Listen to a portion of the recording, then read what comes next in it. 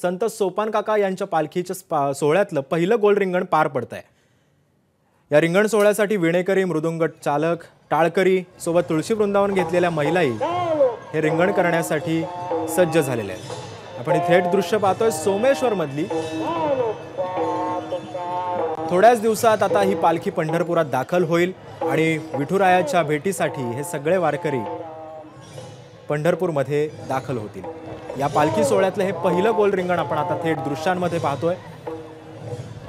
याची देही याची डोळा असा हा पालखी सोहळा आपल्या डोळ्यात साठवण्यासाठी हे वारकरी मंडळी ही पंढरीची वारी करत असतात आणि ही वारी होईपर्यंत ना कुणाच्या चेहऱ्यावरती ना कुठला कसल्याही प्रकारचा थकवा असतो, ना कसल्याही प्रकारचं टेन्शन असतं।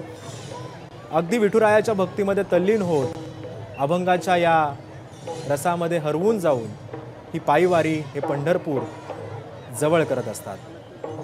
आपण हे पाहतोय ही थेट दृश्य, ही पालखीचं रिंगण आता सुरू झालेलं आहे।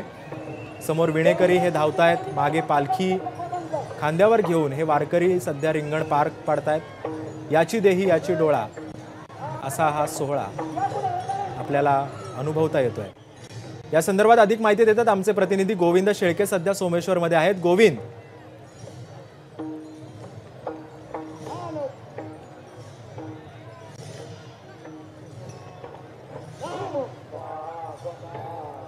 सिद्धेश, आपण बघतोय की या मोठ्या पालखी मार्गामधला हा पहिला रिंगण सोहळा आहे जो सोमेश्वर नगरच्या या प्रांगणामध्ये पार पडतोय।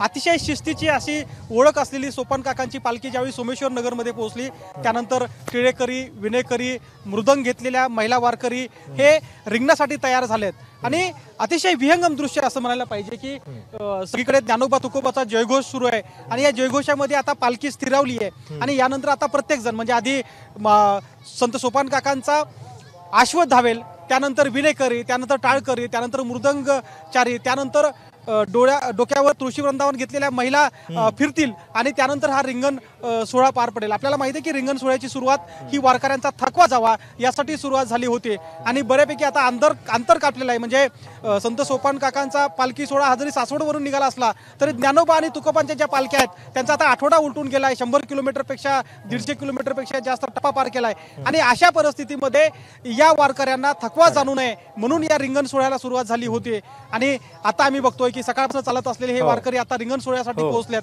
मात्र आणखी उत्साह त्यांच्यामध्ये कायम आहे। अगदी वायू वेगाने 60-70 वर्षाचे वारकरी आपल्याला धावताना आता पाहायला मिळतील। नक्कीच गोविंद, तुम्ही आमच्यापर्यंत हे सगळं रिंगणाचं दृश्य घर बसल्या पोहोचवताय त्याबद्दल धन्यवाद गोविंद, तुम्ही दिलेल्या अधिक माहिती। एबीपी माझा, उघडा डोळे बघा नीट।